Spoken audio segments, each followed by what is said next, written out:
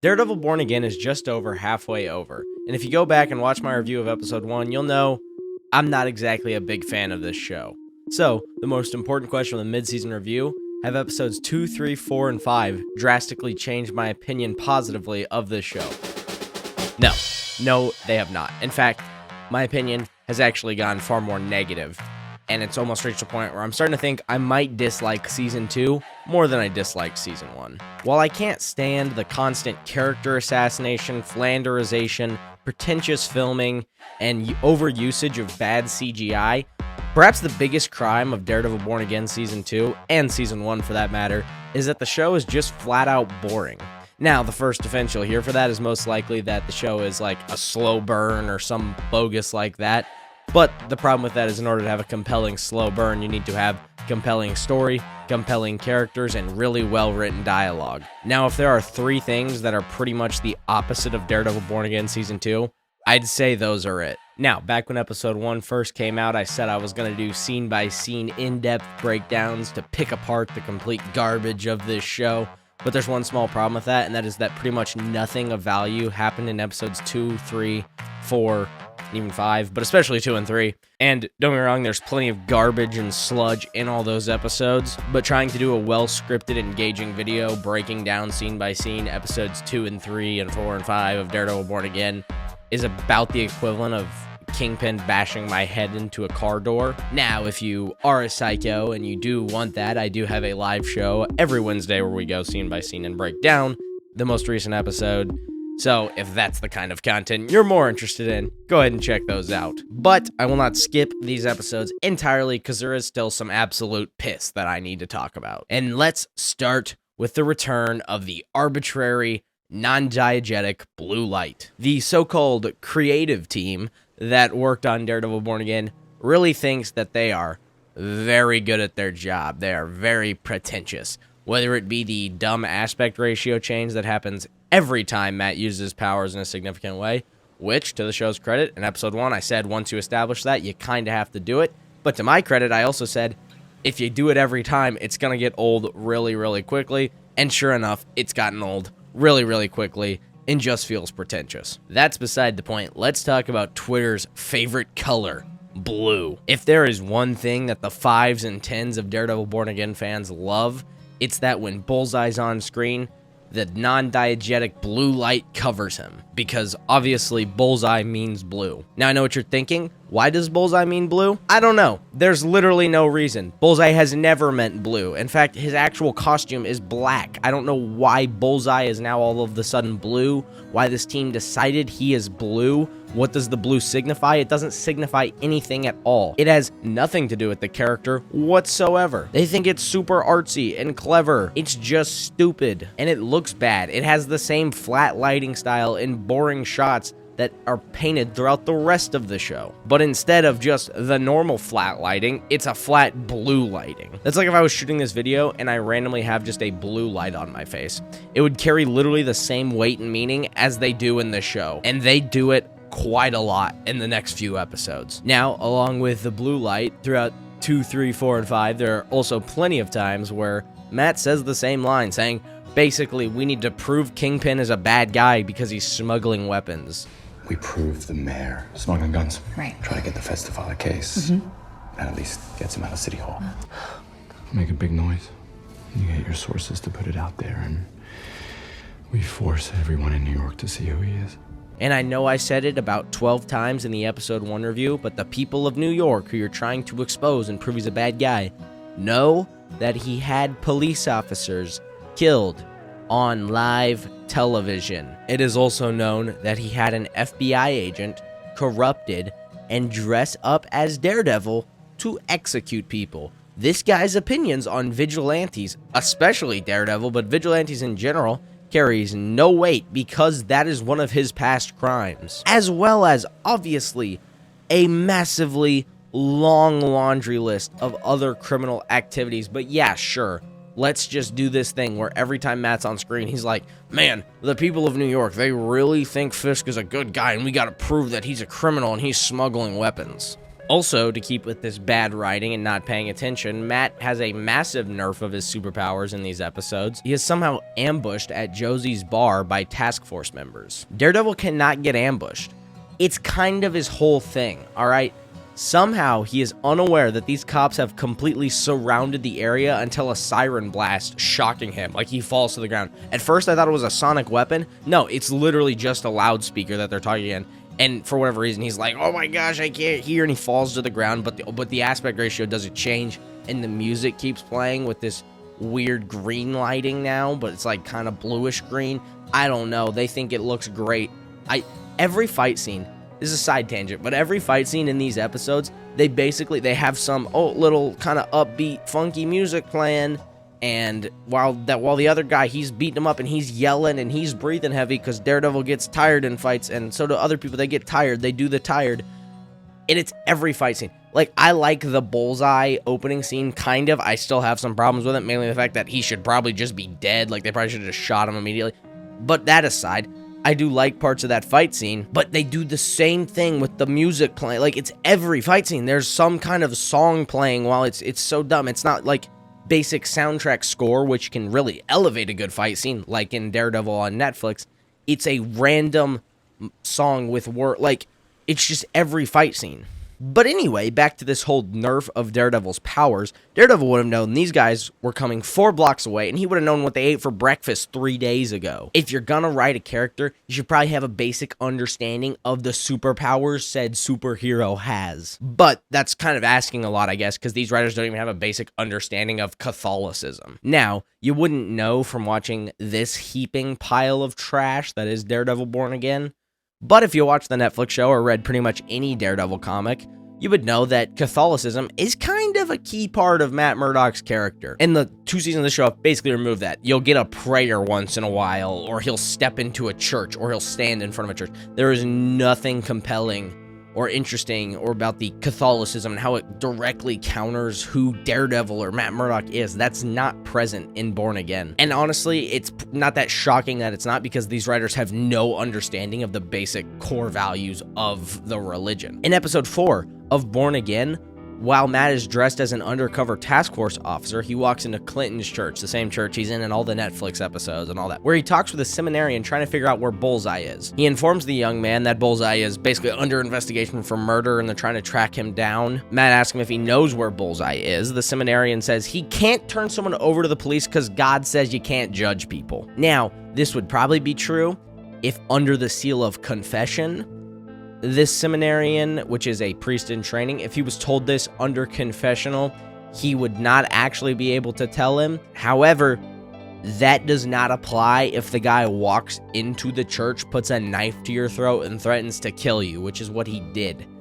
There was no confessional involved there. He literally just threatens. He's literally just under investigation for murder, as far as this guy knows, because he's a police officer. Now, or if you wanted to say, like, you know, he doesn't want to turn someone over to the task force because he knows the task force, they might just kill him, and that's not how the system works. But that doesn't make sense, because he actively says, I can't turn someone over to the police because God says so. While the Bible does have several verses saying that you cannot judge someone before God, that doesn't mean I watch a guy murder the shit out of somebody and then I can't go to the police and say, hey, this guy just murdered that guy, come arrest him. I can't go, I should probably get that guy in prison, but you know, God says you can't judge, so that's not what that means at all. Now, you could forgive someone who has a very basic understanding of the Bible or Catholicism or Christianity in general for thinking that, but not someone who is actively training to be a priest. It is so undeniably clear to me that whoever wrote this show doesn't even have a passing understanding of Catholicism, which is a core tenet of the character they're supposed to be writing. I have no idea if the writers of the original Netflix Daredevil are Catholic. I'm not even Catholic, but I still have a basic understanding of what that means, and they clearly did, because obviously, if you're gonna write Daredevil, you should probably have a good grasp of what Catholicism is in order to write freaking Daredevil. You know what? I'm asking these writers to do way too much, because how am I supposed to even understand Catholicism if I can't even watched the show I'm writing a spin-off of, or at least I can't remember it. And I know we're jumping all over the place. I'm not just going 2, 3, then 4, then 5. No, I'm just pulling random stuff because I'm talking about the stuff that I remember for how bad it is. But there's so much sludge in all of these episodes. Every scene has some kind of sludge, basically, that I could talk about, whether it's bad CGI, bad lighting, bad editing, bad writing, which is most of it, bad writing, or whatever. I could talk about it in almost every scene, but I'm just kind of picking apart some examples here to show you why I really don't like this show, and especially the writers of this show. Episode 5, we get a lot of flashbacks to some, pre-season 1 Netflix scenes. They even put the aspect ratio, and they try to match the color grading.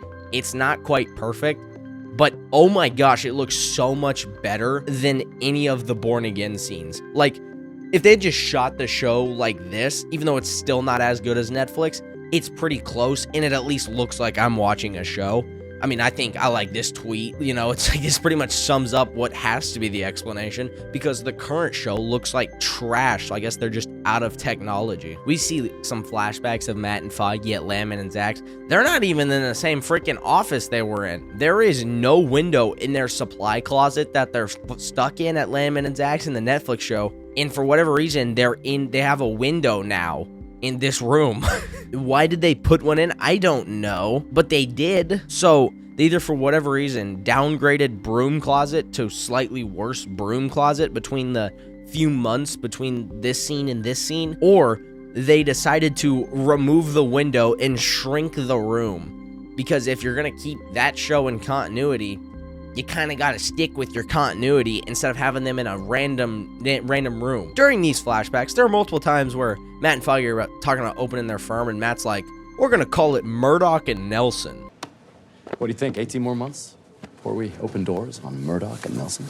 And there I was thinking the Murdoch and Nelson fund was supposed to be about the future. I know what you're thinking. Okay, maybe they went through a name change. Why is that a problem? Because in a scene that is constantly recirculated from clips on TikTok, Instagram, I think they even referenced it in Born Again Season 1, it's the great scene between Matt and Foggy at college, the avocados at law scene. Foggy says Murdoch and Nelson, to which Matt corrects him and changes it, and he says Nelson and Murdoch. It sounds better.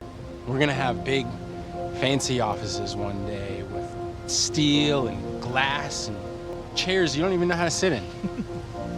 Murdoch and Nelson, attorneys at law. Nelson and Murdoch. Sounds better. Matt clearly has no, pride or desire for his name to be first on the law firm. And for whatever reason in this show, part of the character arc of young Matt in these flashbacks is coming to realize, you know what, that Foggy guy, he's a great guy, and his name should be first. It should be Nelson and Murdoch. You're moving up in the world, Foggy. So his character arc is literally just, hey, I was right, I don't know how long it's been, a year or 2 years ago when I said that in college. I was right the whole time. That's the flashback character arc. I was thinking, maybe, instead of Murdoch and Nelson, maybe it's Nelson and Murdoch. I like that. Yeah? I bumped you up. I love that. You're going up in the world, buddy. But the idiots who wrote the lines for this show didn't watch the show that they should probably have watched. The one thing you probably should have watched before writing for this show. Now, you might think that's a nitpick, which maybe it is. I bring it up because I think it's indicative of a far bigger problem. I watch these shows for entertainment, and they stick with me because they're entertaining and they're really well done. For the writers, this is the bigger problem here. The writers, whose job is to write and supposed to be professional writers, they could probably write a better show than me, but I'm not a writer. The point is, I watch these shows in my free time and I remember the continuity that they're supposed to keep. It's your freaking job, so do it. It's not that hard. In fact, it's pretty good. Maybe you'll realize your own writing sucks if you do, and you can get better at your job. Let's just talk more about the content in these 4 episodes on its own, because one of the problems you'll immediately notice is the strange lack of Daredevil in the Daredevil show. The decision to essentially remove Matt Murdock as part of Daredevil is baffling. It's questionable, to say the least. While we all love the great action and fight scenes of Netflix Daredevil, some of the best moments of the show are the conversations between Matt Murdock and other characters, whether it be Foggy, Karen, Claire, Father Lantern. You can go on and on. They're some of the best moments in the show, some of the best dialogue in the MCU. In fact, the one thing that I said at the start of my last video in my spew about how much I love the character of Daredevil, not even just in the show, in the comics as well, is the fact that he exists as a contradiction. You know, Matt Murdock, Catholic, dresses up as the devil, beats people up at night. He's blind, yet he has better vision than anyone else. He's supposed to uphold the law, and he believes in the system, yet he actively fights against it as a vigilante. That's the interesting thing. But in order to have that contradiction, in order for it to exist, you need Matt Murdock, who represents the lawful, the Catholic, that's what Matt Murdock is, whereas Daredevil is the contradiction. He's the opposite. He's the devil. He fights against the system. He's a vigilante. He's not believing in the police. You know, that is the contradiction, and you can't have that without Matt Murdock. The one half of the contradiction, it's literally just one character now. There is no contradicting forces. So why you would choose to remove him is I don't believe why that would even make sense. Charlie Cox is so good at being Matt Murdock, in a well-written show, of course, that the decision to remove him doesn't make any sense. And then on top of that, Daredevil, on his own, is barely in this show. The amount of time they give to completely useless and boring garbage side characters is insane to me. Nothing you do is going to make me like or care about BB Urich or Daniel Blake. Their dynamic makes absolutely zero sense. This show expects me to believe BB, she's a master manipulator and she's really getting to Daniel here, and you know, they're friends. He thinks they're friends, but she's playing him and she's reading him like a book and he has no idea. That's, first of all, so stupid, because in season 1, like the second scene they have together, they're all drunk, acting like friends, and then Daniel tells BB some information. She immediately publishes it as a story. Daniel immediately knows that she published it using his information, and he almost gets killed because of it. Or at least he gets threatened to be fired. Maybe Kingpin wouldn't have killed him. Either way, same thing applies. Then, the same exact thing repeatedly happens in season 2. Incomprehensibly. For example, Daniel tells BB, Vanessa Fisk, she's in critical condition. But hey, BB, no one else knows about that, so you can't publish it. Then, like 2 scenes later, the press is miraculously reporting, Vanessa Fisk, she's in critical condition. And Daniel Blake's like, that BB Urich, she really played me. Like, no crap, she played you, dude. She's been playing you the whole time. It's obvious. Everybody knows it. Somehow you don't. The show knows it. They tell us every 5 seconds, and it's not like it's hidden. You tell her something, and she immediately publishes it. It's so obvious. And again, it nearly gets him killed. He should never want to see BB again, let alone talk to her. She is completely untrustworthy to him. He has no benefit behind this. It's clear she doesn't like him as a person. She's just using him for the information. At least it should be to him, considering she's almost got him killed like 5 times now. And look, I'm sure Michael Gandolfini is a nice enough guy. He seems fun.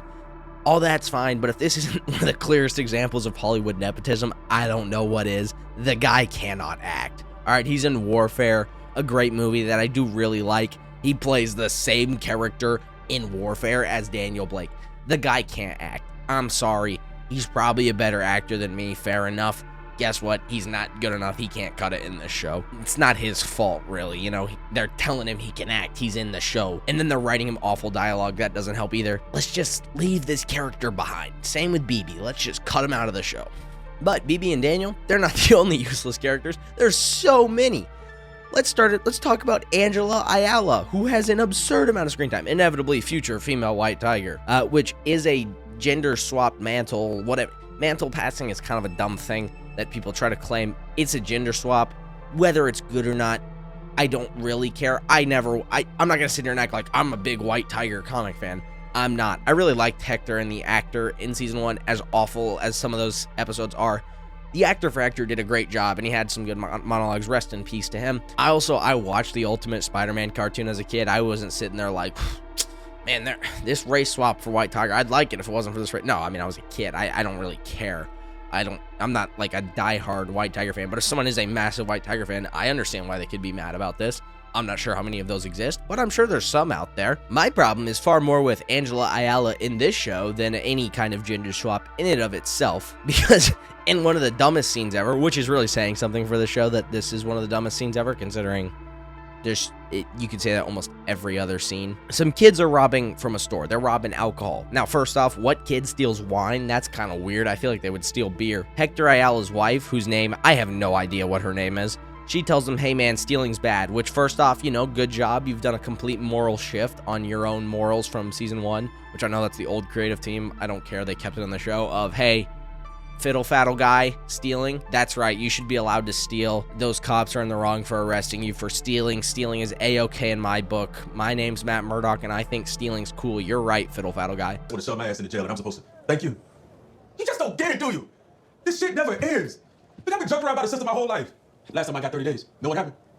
I missed my SSI appointment and they cut my benefits. Bad enough trying to live on food stamps, but when they cut it takes forever to get that shit back regular. And yeah, just once. I want a dessert. Something that don't taste like crap. Something that tastes real good. And for that, they're willing to spend 5 times more to lock me up than they're willing to spend to feed me. I'll make that deal. How about you, Udovich? You make that deal? I'd make that deal. I don't blame you. Damn good deal. Nope, now at least they're like, hey, stealing, that's bad, which, you know, most people are already aware of that fact, but good for the writers to finally learn that. Anyway, the store owner, he pulls a shotgun on him because they're stealing. And then without being called to the scene, the task force just spawns into the store. Like, it's like the guy pointing a gun at him triggered a spawn point that caused task force guy to spawn there. Hits the store owner. They're going to arrest the store owner because he's a vigilante, I guess. And then they're also going to arrest the thieves because they're, you know, stealing. Then Hector's wife, again, don't know her name, puts her hand on the officer saying like, hey, don't arrest the criminal because that's not cool. And then she gets arrested. They let the thieves go. She gets arrested for assaulting a police officer, which I would probably say more that is obstruction of justice and arguably even aiding and abetting. Problem is, it is still a crime. You can't actively disrupt a police officer from arresting a criminal, no matter how in the wrong you think he is. You can't do that. I can't see a guy pulled over on the side of the road for a speeding ticket, pull up and just like tell the officer, hey man, you know, I'm not going to let you give this guy a ticket. No, that's a crime. I can't do that. I don't care if you think the task force is evil, super bad guys, which that's their whole motivation, so they are. It's still a crime. Technically, the dude's not in the wrong for arresting her. It doesn't really make a lot of sense that he lets the thieves of all people go. Also, if I'm supposed to believe these task force guys, they're not cool. They're overreaching. This store owner was ready to blow these kids' heads off with a shotgun. So that clearly tells me that the stealing must be rampant, which given the fact that apparently stealing's A-okay and cool according to most defense lawyers. You're right. You know, maybe this task force thing's a good idea. Maybe we should keep them around. Anyway, this whole thing launches a side plot where Angela, she dons Hector Ayala's magical amulet, which is, yes, that's what it's called. What does it do? Nobody knows, because all it did for Hector was have him walk down an alleyway and get shot in the head, which is one of the stupidest looking deaths ever. But anyway, she's got the magical amulet, and all 4'2" of her is going to help Daredevil free all the people from Red Hook. Along with that, Kirsten McDuffie, remember, she's I know you forgot who she is, even though she's so memorable. She is Matt's new lawyer partner, who is no longer Matt's lawyer partner because Matt's no longer a character. It's a whole thing. Doesn't matter. She's pointless. She has a lot of screen time too. Every time she talks is always, oh, haha, Kirsten, she's so quirky and funny and she's tough. She stands up. She's terrible in the comics. She's terrible in the show. Let's move. It's a Mark Waid era character. I'm not a big fan of Daredevil by Mark Waid. Let's just get rid of her because she's not even the same character as she is in the comics. She kind of serves a purpose in the comics. She serves no purpose in this show. She features in the storyline of the complex swordsman trial. And the trial takes about 45 minutes. Like, in the world, it takes 45 minutes. It's like 2 minutes in the show. It's like 45 minutes in the world. This super complicated trial of proving whether someone's a vigilante or not takes 45 minutes. I get that you can't do a realistic trial criminal process because you can't wait 4 years and do all the evidentiary hearings and all this and that and then show the entire prosecution, the entire defense, and all the cross-examinations and the closing arguments and the rebuttals, and then jury deliberation. I get you can't do that. A trial should at least take longer than 45 minutes. In Daredevil season 1, at the very least, the trial takes more than a day usually, and that's kind of stretching it. But even then, it's like you can make an argument that there was a prosecution and the defense made arguments, and then there's some jury deliberation in there. You can make that argument, and then B, they would make up some legal jargon as to why it's happening. Like Healy did that in early Daredevil season 1. I want the 180-80 date. If I'm indicted, which we know I will be, we'll waive all hearings and discovery and go directly to trial. Not my first rodeo, remember? Okay, I know you're just making stuff up, but at the very least, they provided some evidence, whereas this one, the trial was like, nope, I know you've never spoken to your client ever in your life. This trial is now started. Anyway, call one witness and then call your own client to the stand. And then, by the way, guilty, off to prison. You know what? 45 minutes and off to jail. Get out of here, Kirsten. We don't care about you. Along with Kirsten, we have, of course, Buck Cashman. I feel really bad for Buck's actor because his charisma and screen presence is very good, and he has to deliver some awful lines. Like, if this character was in Netflix's Daredevil, it'd be very good. Like, he'd be very interesting. But instead, he's sitting here and he talks about hot dogs and is the main proponent of a scene that happens only in bad movies and shows, which is the let's sit at a dinner table and then one character will explain to another every character trait that these characters that we didn't develop is supposed to have. It's awful. He does it. He sits down with Heather and he's like, Daniel Blake, he's loyal. That's his character, and here's his character development. I know we haven't done that in the show, but that's why we're telling you now in case you didn't pick it up. Scenes like that are stupid. And then I mentioned Heather. Heather remains garbage and worthless. She is, I guess, supposed to be a good therapist and smart, but she is still a complete idiot. Can't wait for Female Muse. That is just going to be so awesome. Then let's keep it moving. This show wants me to think Sheila is both remorseful and redeemable or something. The woman is supposed to be giving Spider-Man the key to the city in the next Spider-Man movie, so I guess she's gonna be the next mayor. And they're setting her up, and she's like, oh my gosh, I can't believe Gallo's dead. Fisk must have killed him. Yeah, you set him up to die. That's why you were crying. Like, what? You know, you got someone killed. You're evil. But she does appear in this scene that establishes that Kingpin has the superpower of teleportation, so that's pretty cool.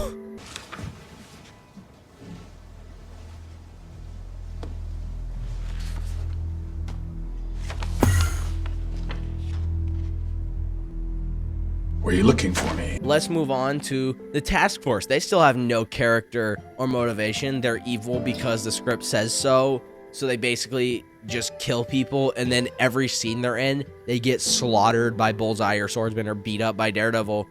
Yet somehow the only one with a name, Officer Evil Bad Guy, of course, never manages to be the one dying. Episode 3, it features the infamous Daredevil Oneer.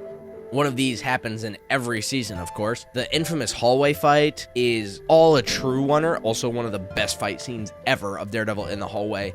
They cleverly use the hallway to frame the shot. They do Texas switches and camera tricks that allow all of this to happen in one continuous shot with no hidden cuts or anything.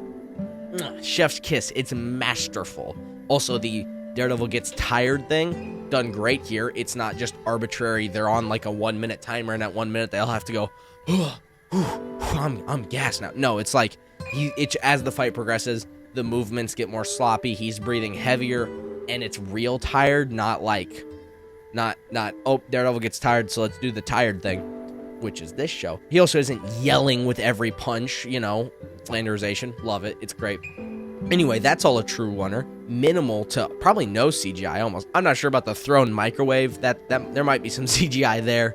Either way, still a absolutely incredible shot. Also was basically done in 2 days because they were turning around episodes in less than 2 weeks on Netflix. So, quick choreography, quick planning, and then shot really well executed. Just an all-time scene. Season 2's hallway fight is not quite a true oneer. It does have some hidden cuts, but they are very well hidden, and they keep the CGI again to a minimal. I'd expect that the chain on his hand is mostly CGI, but again, all kept very minimal. They also created the clever idea of having him fighting down the stairs in the building to try to race the elevator down. Creates a sense of urgency, some timing, again, some clever framing, him taking out the lights, using his powers because they need the lights to see. Obviously, he doesn't. Great stuff there. Season 3 is once again a true oneer, and this one is just phenomenal.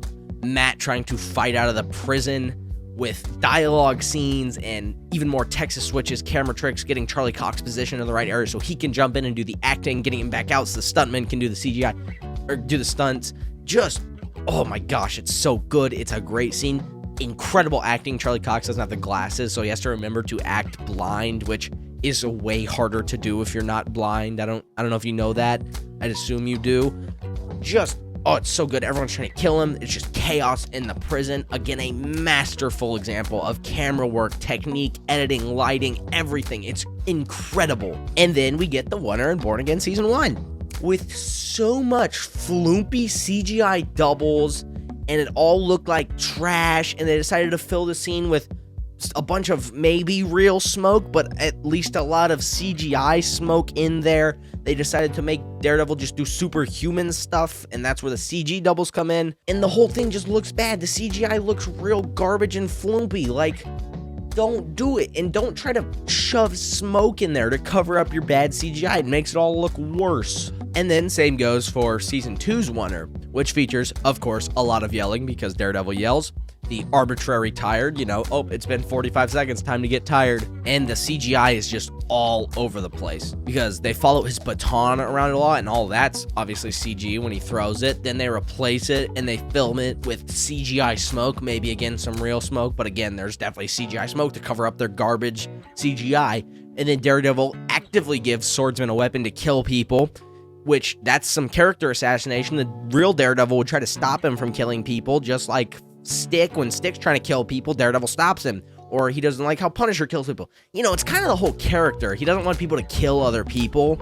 Sure, then he's like, man, hey, Swordsman, wish we still had you around to kill people. Hey, Karen, great job killing all those people. It's so stupid. He's like, oh, I can't kill them, but hey, as long as you do all the killing, it's all good. Like, oh, you can't write, you're stupid. So our main character of Daredevil Born Again, Daredevil, has been sidelined. How about the other one in all the marketing? Kingpin. And he just keeps getting worse. I have had to watch Kingpin cry more than I ever should have. This guy is supposed to be intimidating, not a guck. Not a guy who gets cucked by soft hands at him. Now we are locked together. Our experience shared. And has Mr. Charles Shaggy and Springtrap telling him, hey, I'm better at your job than you, and just stop having characters talk down to him, stop having him cry, and stop having him be an idiot. Vincent D'Onofrio can still do the acting. In those bad flashbacks, he was doing the acting, even though he's saying lines like, have you ever heard of Bitcoin? Which is another dumb line, but he still looks intimidating, and he's not doing that anymore because you're not giving him anything to be intimidating about. Stop ruining Kingpin. I'm sick of Kingpin at this point. I can't believe it. You made me sick of Kingpin. I don't want to see him anymore. Hey guys, you remember Karen Page and the complexity behind her character in Netflix's Daredevil?